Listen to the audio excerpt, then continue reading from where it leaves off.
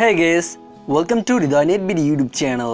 Ridoy Netbid চ্যানেলের first tech news ভিডিওতে আপনাদের সবাইকে স্বাগতম। যেহেতু টেক নিউজ ভিডিওর আজকে ফার্স্ট, তো কিছু কথা বলে নেই।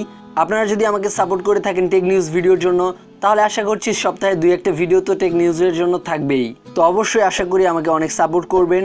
তো ল্যাপটপের পাশাপাশি টেক নিউজ পাওয়ার জন্য চ্যানেলটিকে সাবস্ক্রাইব করে পাশের বেল আইকনটি অবশ্যই বাজিয়ে দিবেন নতুন নতুন ভিডিওর আপডেট পেতে। তো চলুন শুরু করা যাক আজকের টেক নিউজ নাম্বার 1।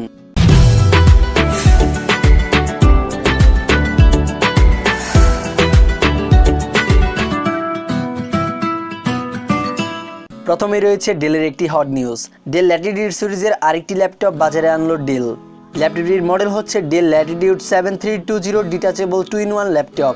ল্যাপটপটির নামে থাকা ডিটাচেবল শব্দটি স্পষ্ট জানান দিচ্ছে যে ল্যাপটপটিতে থাকা সরু বেজেলযুক্ত স্ক্রিনকে ইউজাররা ইচ্ছানুসারে মূল স্ট্রাকচার থেকে খুলে পৃথক করে ফেলতে পারে। ফলে এটি হলো একাধারে ল্যাপটপ, অন্যদিকে ট্যাব। এই 2-in-1 ল্যাপটপটিতে থাকছে ইন্টেলের প্রসেসর। ডেলের এই নতুন ল্যাপটপটির ডিজাইনটা আমার কাছে একেবারে প্রিমিয়াম এবং গুড ডিজাইনের মনে হয়েছে। অবশ্যই আপনাদের কাছেও তাই মনে হয়েছে আমার মনে হয়। ল্যাপটপটি যেহেতু মূল স্ট্রাকচারের থেকে খুলে ট্যাবলেটের মতো ইউজ করা যাবে, এর ফলে আমার মনে হয় ল্যাপটপটি ইউজ করে ইউজাররা অনেক ভালো ফিল করবে। তো যাই হোক, বর্তমানে আমেরিকান বাজারে এই ল্যাপটপটির প্রাইসটা হচ্ছে $1549, যেটা বাংলাদেশি টাকায় কনভার্ট করলে প্রায় 1,30,000 টাকার আশেপাশে হয়ে যায়। আশা করছি ল্যাপটপটি বাংলাদেশে আসার জন্য খুব বেশি সময় নেবে না। তো যাই হোক, সেকেন্ড, এবারে হুয়াওয়ে নিয়ে আসলো তাদের নতুন smartphone Huawei Nova 8 Pro 4G। 8GB RAM ও 128GB এবং 256GB স্টোরেজের এই ফোনটি বর্তমানে বাংলাদেশ বাজারে পাওয়া যাবে। দারুণ পারফরমেন্স নিশ্চিত করতে স্মার্টফোনটিতে চিপসেট হিসেবে ব্যবহার করা হয়েছে কিরিন অক্টোকোর প্রসেসর। এতে অপারেটিং সিস্টেম হিসেবে ব্যবহার করা হয়েছে Android 10 EMUI 11। ফোনটিতে আপনার ডিসপ্লে হিসেবে পাচ্ছেন 6.72 ইঞ্চির একটি OLED ডিসপ্লে, যার রেজুলেশন হিসেবে থাকছে 1236x2676 পিক্সেল। ফোনটিতে রয়েছে 4000 mAh ব্যাটারি, যার সাথে থাকছে একটি 66 ওয়াটের ফাস্ট চার্জার। ফোনটি আপনারা কয়েকটি কালারে পেয়ে যাচ্ছেন, ব্ল্যাক, ব্লু, হোয়াইট এবং গ্রিন। থার্ড, জনপ্রিয় টেক ব্র্যান্ড Oppo তাদের মোটো সিরিজের নতুন smartphone Oppo A95 5G Bangladesh বাজারে নিয়ে আসতে চলেছে। 8GB র্যাম ও 128GB এবং 256GB রোমের ফোনটি বাংলাদেশ বাজারে আসতে পারে।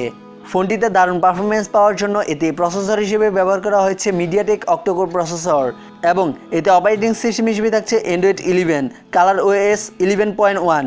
দেন এই ডিসপ্লেতে রয়েছে 6.43 ইঞ্চির একটি অ্যামোলেড ডিসপ্লে, যার রেজুলেশন হিসেবে থাকছে 1080x2400 পিক্সেল। ফোনটিতে রয়েছে ট্রিপল ক্যামেরা সেটআপ। এর প্রাইমারিতে রয়েছে 48 মেগাপিক্সেল ক্যামেরা এবং একটি 8 মেগাপিক্সেলের আলট্রা ওয়াইড ও 2 মেগাপিক্সেলের একটি মাইক্রো। দেন ফোনটিতে সেলফি ক্যামেরা হিসেবে রয়েছে একটি 16 মেগাপিক্সেলের ওয়াইড ক্যামেরা। ফোনটিতে ব্যাটারি হিসেবে ব্যবহার করা হয়েছে 4310 mAh ব্যাটারি, যাতে রয়েছে 30 ওয়াটের ফাস্ট চার্জিং সুবিধা। কিন্তু এই ডিভাইসটা অনুযায়ী আমার কাছে ব্যাটারিটা মনে হয় আর একটু ভালো করা উচিত ছিল। ফোর্থ, পোকো সর্বশেষ বাজারে ফোন নিয়ে এসেছিল Poco F3। এবার পোকো আরেকটি নতুন স্মার্টফোন নিয়ে আসছে, আর সেটি হচ্ছে Poco F3 GT। এই ফোনটির সাথে দেওয়া হয়েছে অত্যাধুনিক প্রযুক্তি। সব ধরনের সুবিধাই পাওয়া যাবে এই ফোনটি থেকে। চলতি মাসে গ্লোবাল রিলিজ দিতে চলেছে এই ফোনটি। চলুন এক নজরে জেনে নেওয়া যাক এই ফোনটির দারুণ দারুণ স্পেসিফিকেশনগুলো। এই ফোনটিতে চিপসেট হিসেবে ব্যবহার করা হয়েছে মিডিয়াটেক ডায়মন্ডসিটি 1200। CPU থাকছে 3 GHz অক্টোকোর প্রসেসর। GPU থাকছে ARMG 77MC9। ফোনটি বাজারে 3টি ভেরিয়েন্টে পাওয়া যাবে। একটি হচ্ছে 6GB র্যাম এবং 128GBর সাথে, আরেকটি হচ্ছে 8GB র্যাম এবং 128GB স্টোরেজের সাথে, এবং সর্বশেষটি হচ্ছে 12GB র্যাম আর 256GB স্টোরেজের সাথে। এই ডিভাইসটিতে আপনারা ডিসপ্লে হিসেবে পাবেন 6.67 ইঞ্চির একটি অ্যামোলেড ডিসপ্লে, যার রেজুলেশন হিসেবে রয়েছে 1080x2400 পিক্সেল। ফোনটিতে কর্নিং গরিলা গ্লাস 5 এর প্রোটেকশন রয়েছে। বাজারে আসা এই নতুন নতুন ডিভাইসগুলো নিয়ে আপনাদের কি মতামত রয়েছে তা অবশ্যই আমাকে কমেন্ট বক্সে কমেন্ট করে লিখে যাবেন। আর আমার এই নতুন টেক নিউজ ভিডিওটা আপনাদের কাছে কেমন লাগলো সেটাও অবশ্যই কমেন্ট বক্সে লিখে যাবেন। আর যদি ভালো লেগে থাকে তাহলে অবশ্যই ভিডিওটিতে একটি লাইক দিয়ে দিবেন। That's it, thanks for watching this video.